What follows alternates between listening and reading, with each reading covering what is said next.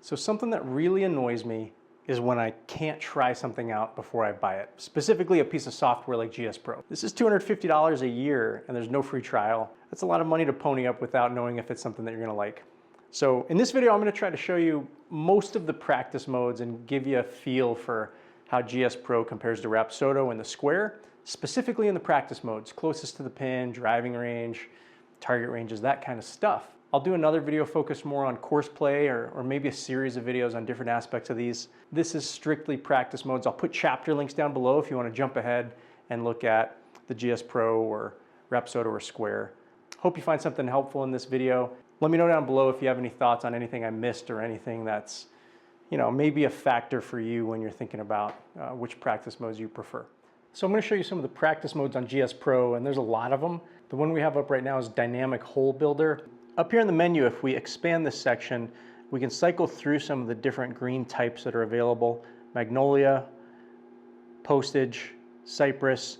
And for any of these, if you want to change them up a little bit more, you can switch from Solid to Island to Peninsula to give yourself some variation. So in addition to that, if we go to Random, Random will let us have a different shot every shot, every 3 shots, every 4 shots. So number of shots per, this is set to 1 right now. Minimum distance and maximum distance, let's just bring this down to like, I don't know, 200 yards or so for the max. Apply, so this first shot, you can see it has us at 58 yards. We'll hit 1 shot and then this will give us another hole location.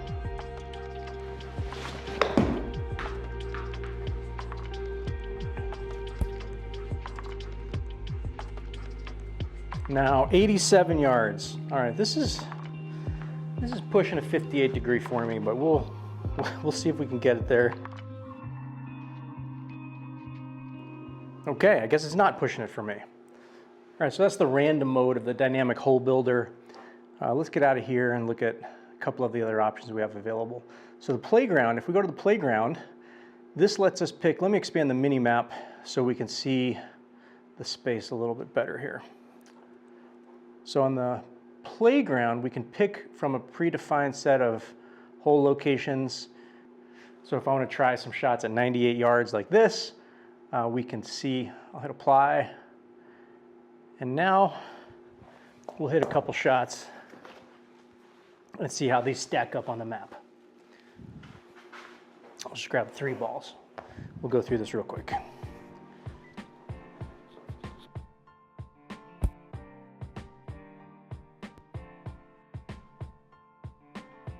Okay, so you can see on the mini map, those shots in yellow, and if we click on the little table, it'll show us the average distance and how offline we were. So we looked at the Dynamic Hole Builder, we looked at the playground, and now let's look real quick at the regular driving range. Up here in the menu, we can select driving range, and we have some options. We can set a target distance, how far we want that green to be from us, how wide we want the green to be. We can set some things here. We click apply, and now I'll hit a few shots here with my 5-wood, show you how these register on the mini map and what they look like. And so that'll be all the options that are in the driving range mode. There's some other game modes outside of driving range, and we can do things like practice a single hole as well.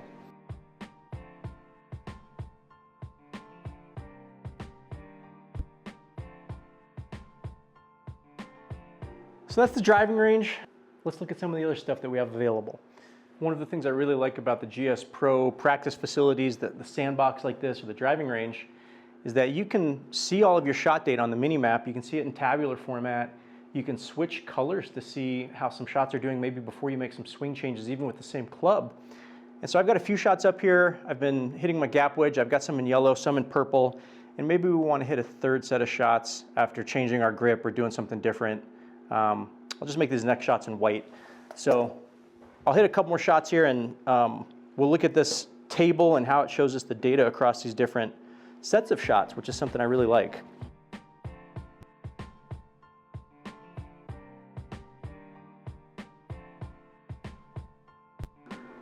All right, so once you've hit a few shots in these different colors, you can see the grouping on the little mini map there. You can zoom in, you can zoom out. It's pretty nice. And if you want to see the aggregate data, if you click this little button, You can see here my average distances across these different colors. And then for the entire session, this button here in the top left, if you click this, shows you all of the shot data for the session. I really like this. All right, so Torrey Pine's loaded up on the on-course practice mode. The first thing we get to do is we get to pick what hole we want to play. So this defaults to the first hole. So maybe we want to play hole 3 and just practice that over and over. If we click this flag icon, we can pick 3. And from here, we just hit our tee shot and it resets us just like a mulligan over and over. So 166 yards. Let's try a couple shots here. This is down 11 yards. I think I'll go ahead and go with an 8-iron here. We'll try a couple shots and then I'll show you how we can move on to an approach shot or a different hole or do something else we need.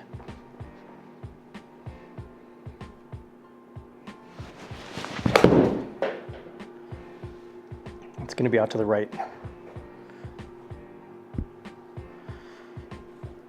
Oh, I got a lucky bounce. Maybe we want to practice a tricky approach shot though. Maybe it's not just a tee shot we want to practice. We can do that too. So if we go back up here to the little flag icon, let's pick a par 5. Let's pick the 18th hole. So if we click this ball icon, we can put this anywhere we want on the mini map, and this will let me practice that shot over and over. So let's say we want it here. You can see I've got 84 yards into the hole, and I'll take a couple shots here with my 58 degree, and we'll see if we can stick one on the green.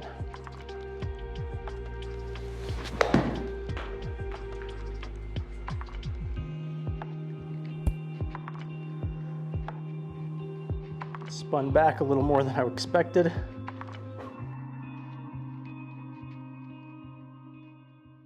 So that's the on-course practice mode. It's a pretty fun way to play if a local course or any course you play, there's one hole you really love, great way to play it.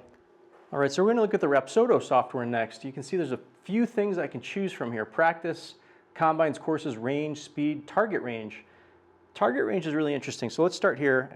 So what's nice here is we can pick a tee position, left, center, right. We can pick a target we wanna go for. I've been trying to shoot at targets around 100 yards here on the other ones. Although that's pretty. Let's go left. Let's try this one. Let's try a few shots here. The alignment window comes up first to make sure your ball's in the hitting area. Click start session. So the Rapsodo is nice. It shows me the mini map. It shows me where all my balls land. Lets me pick all these different targets, and it lets me look at all this data later. So we'll hit a few shots here with my gap wedge. We'll go back and look at this data after the fact as well.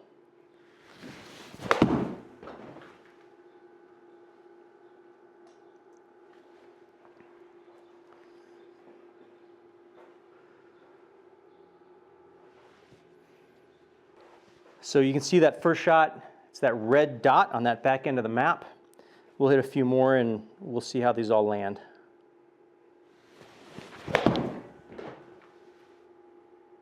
You can see on the Rapsodo, these shots take a little while to register. That is one of the things I like about the Square Launch Monitor. They register very quickly, but I like seeing my data. I like seeing the historic shots. I like seeing where all those balls landed on the green. Again, there is a license though. You have to pay an annual fee or you can buy a lifetime subscription. That's the target range. Anytime you want to pick a target, you can click this little flag and then you can decide where on the map you want to go. So whether you want to be teeing off in the left, center, or right, and what target you want to shoot to. Let's look at the driving range and let's look at practice mode. What we're going to do next is we're going to play at the range, net, playing with the Titleists, current elevation, which is Denver area for me. And what's nice here is I can set a target. So maybe I want to set my target in the driving range to 105 yards.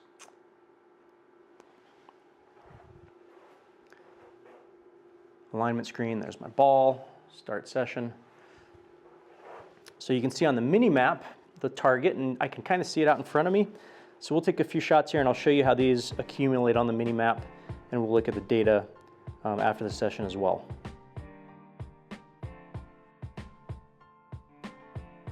And you can see on the mini map on the right, you can see these shots accumulating, and as you switch clubs, these track your clubs in different colors.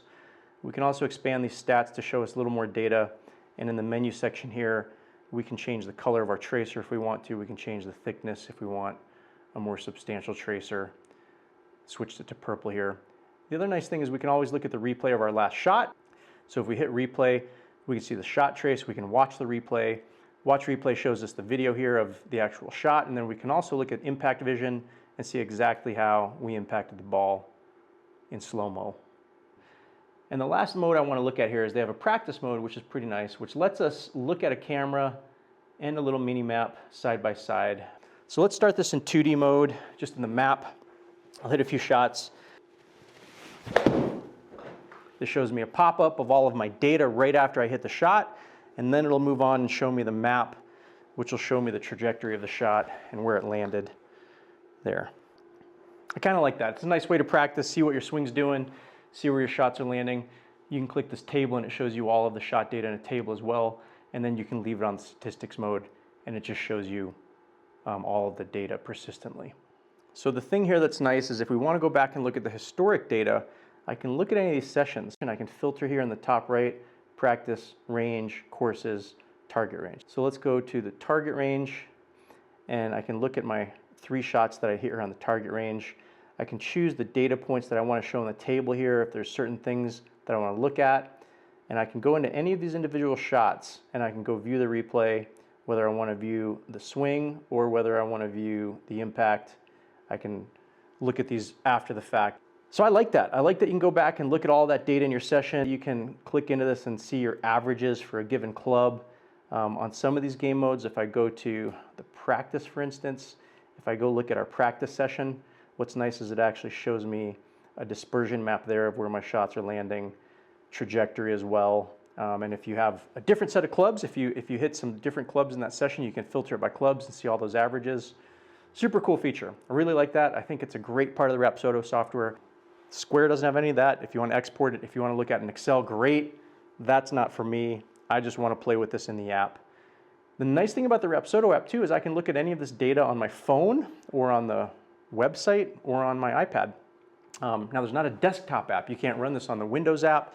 This is purely iPad, iOS, or Android, but pretty nice. Now on the Square native app, we can play driving range or we can play a game mode called closest to the pin, and that lets us set a distance that we want to target. But it's a lot more basic. You really just, you have a green and a pin and not a lot of variation there, but let's look at that. Distance mode fixed, distance, let's put this close to where we were at on GSPro. We'll just set this to 100 yards. Okay, then we click go. Wait for this to load. So we'll hit a few shots here and you can see how they register on the Square app.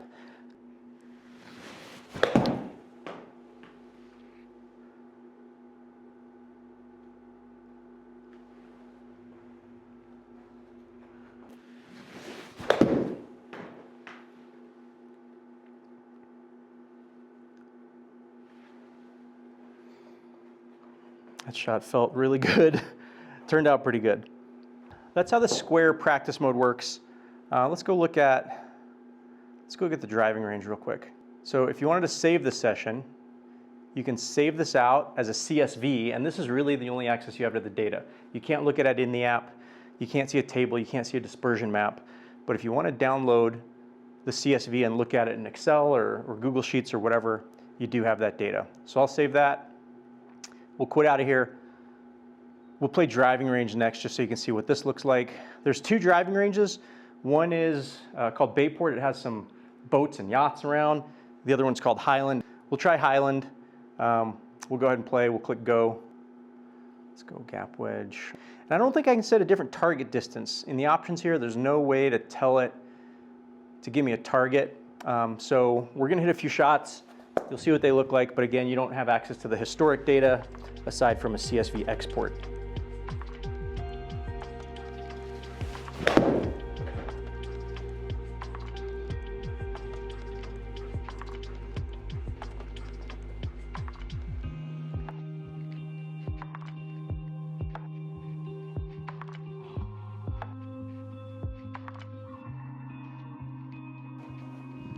So that's the Square's built-in driving range. And again, no way to really see the historic data. It shows me total shot 6 up here on the left, but there's nothing to click, there's nothing to do, there's nothing to expand. We'll just exit out of here.